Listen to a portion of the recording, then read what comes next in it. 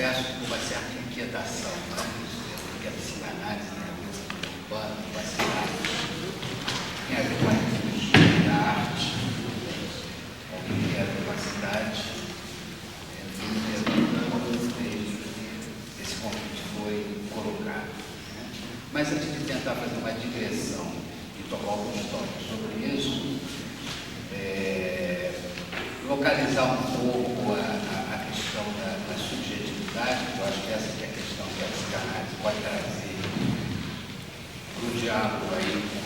com as ciências sociais, com o urbanismo, com a teoria da comunicação, né? Quer dizer, nessa ideia de subjetividade, geralmente a gente pensa, identifica a ideia de subjetividade, a ideia de uma certa interioridade. E uma certa interioridade como se opondo a uma certa exterioridade. Né? Digamos que essa é uma visão pré-psicanalítica da subjetividade, no sentido de que a subjetividade, tal como é pensada pela psicanálise, supõe uma dialética permanente entre o interno e o externo, o dentro e o fora, em que essa organização se dá nos termos em que no texto célebre sobre a psicologia das massas, exatamente, o Freud falava de que não existe separação entre psicologia individual e psicologia coletiva. Né? Então, esse tipo de subjetividade, aqui nós não vamos nos referir aqui, ela é um tipo de subjetividade construída segundo determinados códigos, onde essas dimensões de exterioridade estão marcadas, tal como a língua, tal como o imaginário coletivo que é carregado pela língua, tal como a memória coletiva que vai constituir como qualquer um de nós. Então, dado isso, né, evidentemente que a cidade, o urbe, não é apenas um espaço geográfico, ele é um espaço simbólico. Eu estava vindo para cá hoje e o motorista não sabia exatamente para onde eu ia. Quando a gente foi começando a chegar ao alto, eu falei assim, poxa, estamos nos aproximando do céu. Né? Não sabia para onde estava me levando, era um espaço de uma discussão religiosa, mas, enfim, ele metaforizava as disposições da cidade segundo um código, no caso religioso, e ele estava me levando diretamente para o céu. Espero que eu esteja efetivamente com vocês aqui no espaço do céu. Mas o que é importante nessa discussão é que toda uma discussão de subjetividade e cidade se começou a partir dos anos 30, propriamente nos Estados Unidos, em torno de estudos de sociologia urbana, onde os sociólogos repartiam uma certa distribuição geográfico-simbólica da cidade de acordo com os centros dinâmicos, produtivos, ou em termos de ascensão social de determinados grupos, de forma que a cidade era perfeitamente classificada, cartografada, melhor dizendo, e de onde, na dependência do lugar onde você se inseria naquele centro urbano, partindo do centro para a periferia, você tinha uma determinada caracterização subjetiva particular. Né? E exatamente isso caracterizou um capítulo importante das ditas patologias, sociologia das doenças mentais, onde as doenças mentais eram distribuídas em torno dessas diferentes cartografias urbanas. Um segundo passo nessa direção importante é um estudo importante de um antropólogo, aliás, o Lévi-Strauss, caracterizando um dos resultados fundamentais da estrutura urbana complexa, moderna, como ligada à produção de um determinado tipo de enfermidade, de patologia bastante importante nos últimos 200 anos, conhecida como esquizofrenia ou psicose, que se caracteriza exatamente por um problema de fragmentação, né, por uma falta de unidade psíquica das subjetividades, pela impossibilidade de você se fazer uma certa unidade. Eu acho que com isso, essa imagem é bastante importante, porque eu acho que ela nos coloca de cara naquilo que caracteriza, a partir dessa desse contraponto da esquizofrenia como sendo a doença mental, o defeito subjetivo mais violento no mundo contemporâneo, digamos assim, nos coloca de cara naquilo que caracteriza, me parece, a vida urbana, que é a questão da fragmentação. Me parece que aquilo que vai caracterizar o surgimento da cidade, fora cidade moderna, fora da nossa utopia de uma comunidade construída no mundo medieval, vão surgir exatamente cidades, aquilo que vai caracterizar a modernidade, do qual a cidade vai ser a materialização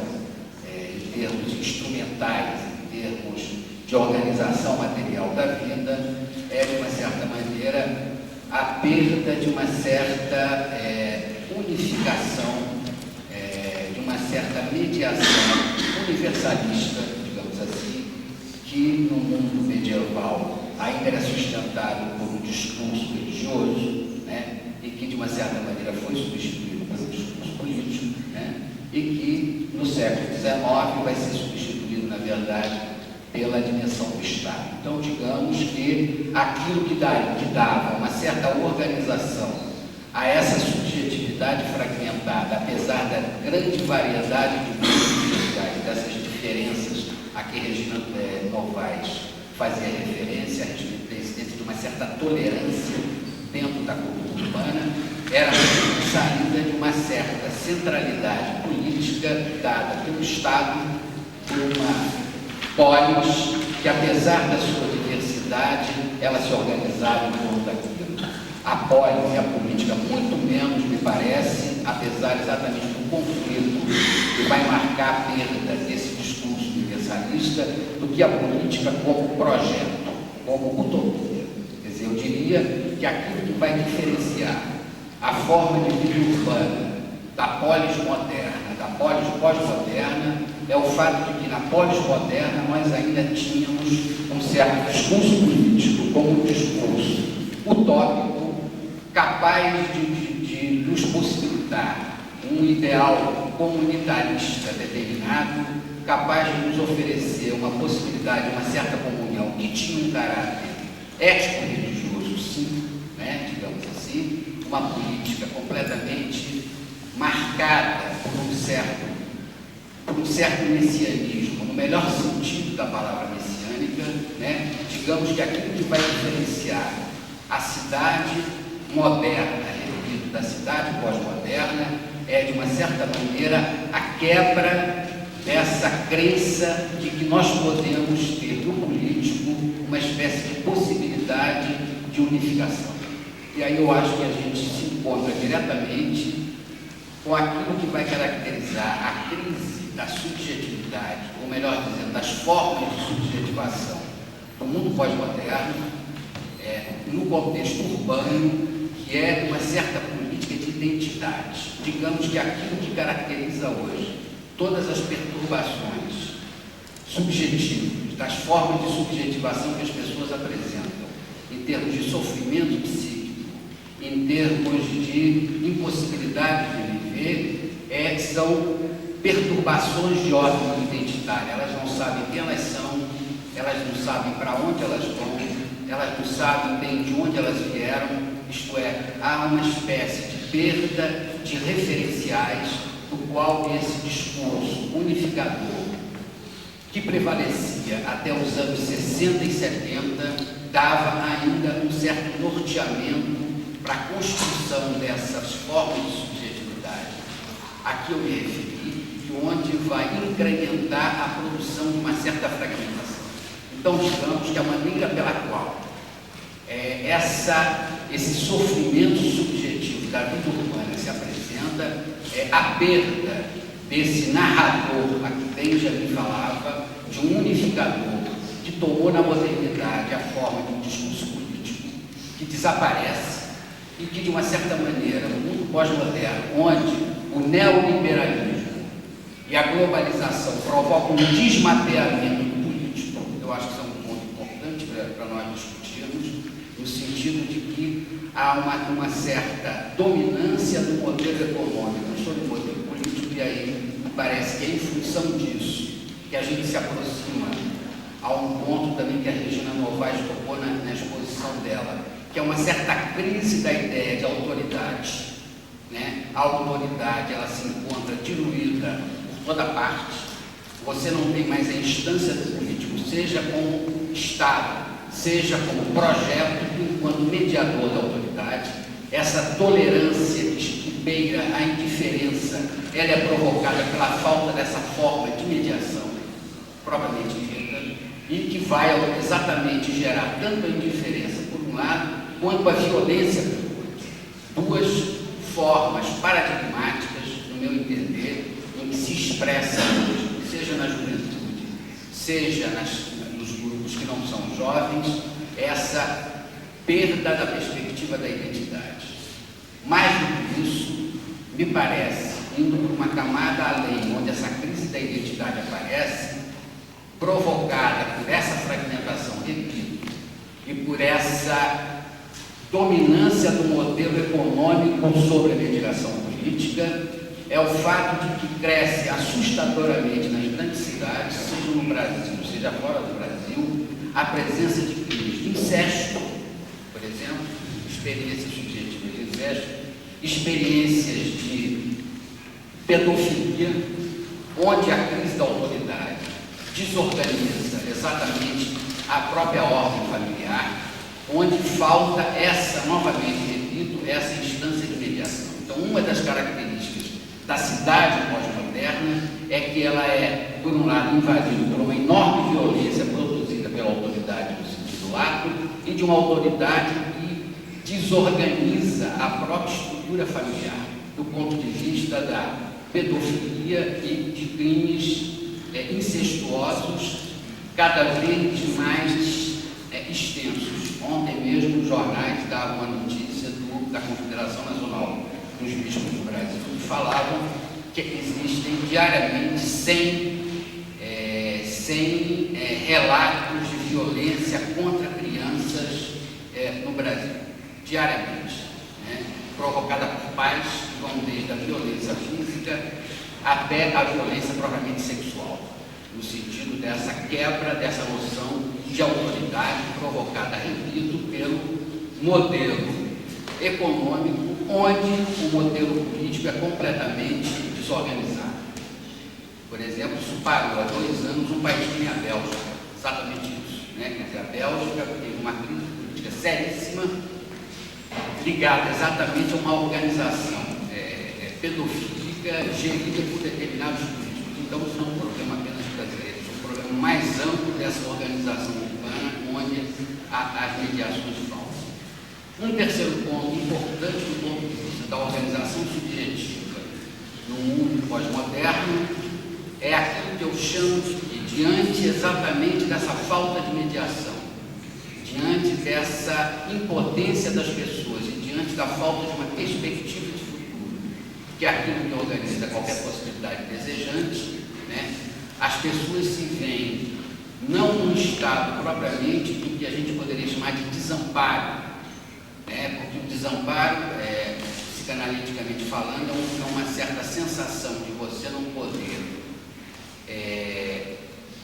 contar com uma instância de proteção absoluta, mas você tem ainda algumas instâncias de mediação capazes de possibilitarem um diálogo estruturante para você.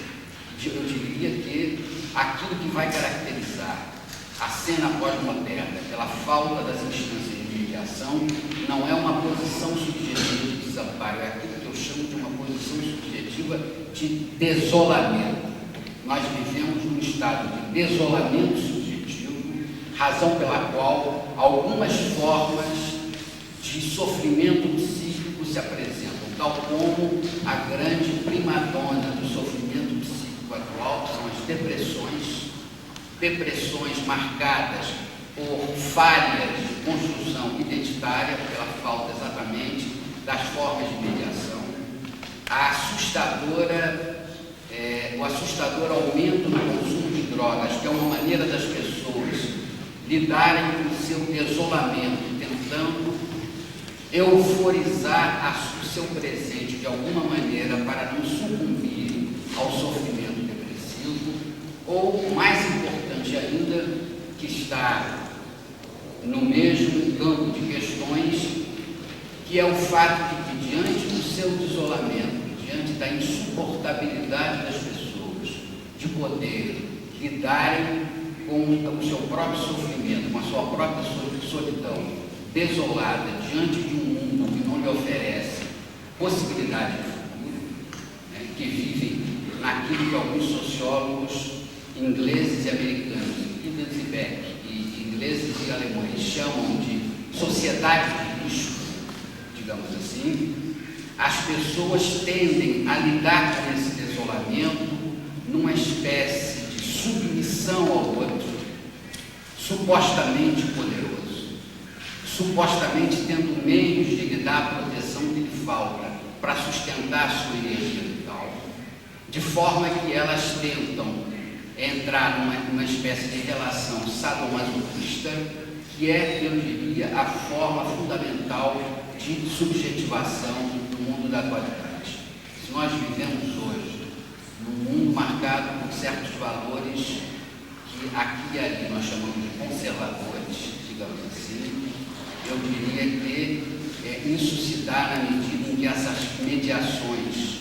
fracassaram, se fragilizaram e as pessoas passam a viver no nível da sobrevivência delas, fazendo pactos de submissão masoquista, sadomasoquista, onde elas pedem a existência de que alguém muito poderosa possa protegê-las do seu isolamento. Quer dizer, nessa medida, me parece que, para as diferentes questões que eu apontei aqui,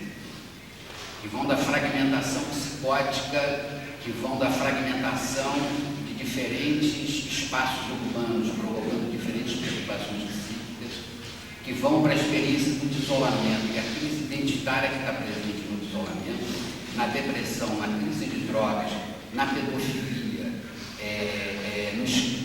nas experiências incestuosas cada vez mais frequentes, ou nuclearmente, nessas formas de submissão sadomasoquista que permeiam o nosso tecido de relações interhumanas na vida social, eu diria que cabe a nós, né, criarmos instâncias de mediação